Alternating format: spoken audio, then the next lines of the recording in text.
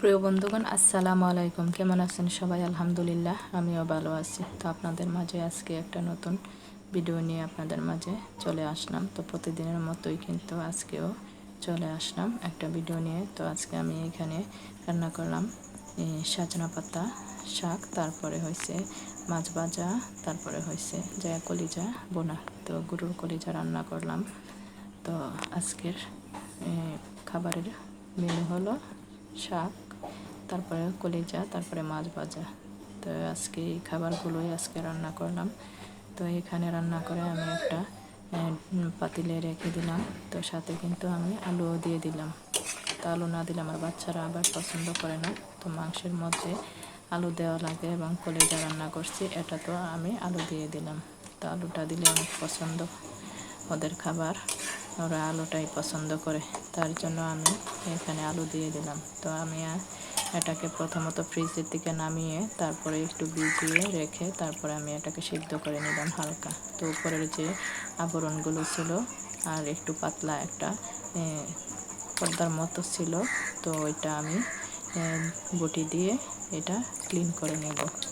তো এটা আসলে কলিজাটা প্রথমত সিদ্ধ দিলে তো ওটার ভিতর থেকে রক্ত, তারপরে ওই ময়লাগুলো উঠে আসে আর কি। তার জন্য আমি সিদ্ধ দিয়ে দিলাম হালকা করে, দিয়ে তারপরে এটাকে কেটে ধুয়ে তারপরে একটা মাটির পাত্রে রেখে দিলাম। তো এখানে আমি কড়াই বসিয়ে তারপরে সরিষার তেল দিয়ে তারপরে এখানে আমি দিয়ে দিলাম পেঁয়াজ কুচি পরিমাণ মতো। তো আজকে কলিজা ভুনা করবো, তার জন্য আমি এই আজকে রান্না করব। তো এইভাবেই আমি কলিজা রান্না করি। তো আপনারা কীভাবে করেন আমি জানি না। তো আমার কাছে রান্না এভাবে করাটাই সহজ মনে হয়, তার জন্য আমি এভাবেই রান্না করি। তো আমি এখানে পেঁয়াজগুলো যখন ব্রাউন কালার হয়ে আসছে তখন আমি এখানে সব কিছু পরিমাণ মতো দিয়ে দেব। তো আমি এখানে সব কিছু দেওয়ার পর আমার মোবাইলটা বন্ধ হয়ে গেছিলো, তার জন্য আমি গ্যাসটাও অফ করে দিয়েছিলাম। তো দিয়ে আবার মোবাইলটা বন্ধ করে আবার চালু করলাম। তো কিছু সময় আসলে ভিডিও করতে গেলে না, মানে চুলার আঁচটা যদি একটু বাড়িয়ে করি রান্না, তাহলে ওই চুলার হিটে তারপরে ওই মোবাইলের যে কি বলে মোবাইলটা বন্ধ হয়ে যায় আর কি। তো তার জন্য ভিডিওটা করতে পারি না। তো আমার মোবাইলও একটু ডিস্টার্ব আসছে। তো আমি ভিডিও করতে গেলে অনেক সময় নিয়ে ভিডিও করা লাগে, অনেক কিছু সময় নেওয়া করা লাগে। তো ভালো করে করা ক্লিয়ারভাবে করতে পারি না আর কি একসাথে। তো ভেঙে ভেঙে করতে হয়, একটু করলে বন্ধ হয়ে যায় মোবাইল, আবার মোবাইল খুলে আবার বন্ধ করে আবার খুলে, এই অবস্থা আর কি। তো আমি এখানে মশলাটা কষিয়ে নিয়ে তারপরে তেজপাতাগুলো, দারচিনি, এলাচ এগুলো দিয়ে দিলাম। তো দিয়ে আমি আবার একটু মশলাটা কষিয়ে নিলাম। তো এখানে মশলাটা কষিয়ে নিয়ে তারপরে আমি এখানে মশলাটা কষানো হয়ে গেলে তারপরে একটু আমি এখানে দিয়ে দিলাম কলিজাগুলো কেটে দিয়ে, তারপরে আমি একটা মাটির পাত্রে যে রেখে দিয়েছিলাম ওইটাই এখানে আমি দিয়ে দিলাম। তো দিয়ে আমি এটাকে আধা ঘন্টার মতো কষিয়ে নেব। তো কষানো হয়ে গেলে তারপরে আমি আলুগুলো আলাদা করে ভেজে তারপরে দিব আর কি। তার জন্য আমি এটাকে একটা ঢাকনা দিয়ে ঢেকে দেব। তো 15 মিনিট আমি এটাকে একটু কষিয়ে নেব, ঢাকনাটা ঢেকে দেওয়া হয়ে গেছে। তারপরে আমি এটা কষিয়ে নেব। এই ফাঁকে আমি এখানে একটা কড়াইয়া বসিয়ে তারপরে সরিষার তেল দিয়ে দিলাম। তো দিয়ে তারপরে আমি আলুগুলো কেটে ধুয়ে আমি একটা ট্রেডে রেখে দিলাম, স্টিলের ট্রেডে। তো এই আলুগুলো আমি এইখানে দিয়ে দেবো। তো দিয়ে একটু সামান্য হলুদ আর একটু লবণ দিয়ে আমি এটাকে হালকা করে ভেজে নেব।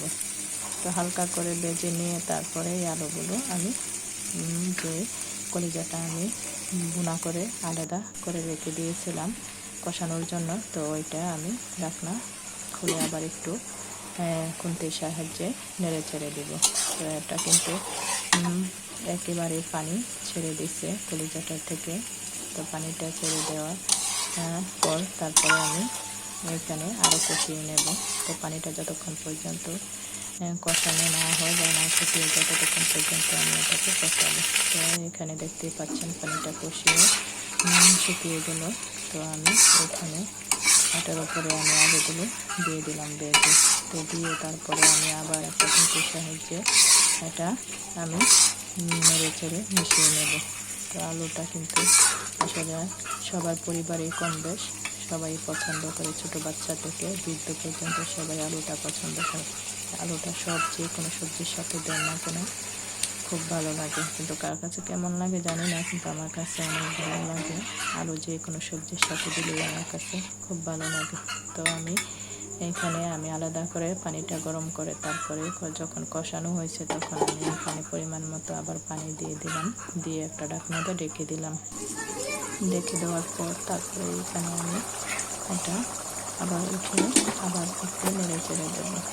তো আজকে আমার কলিজায় আজকে রান্না করলাম আর সজনে পাতার শাক রান্না করলাম। তো আজকে আমার রান্নাও প্রায় শেষ পর্যায়ে। তো আমি আজকে কলিজায় রান্না করলাম। তো আসলে কলিজা ভুনা খেতে আমার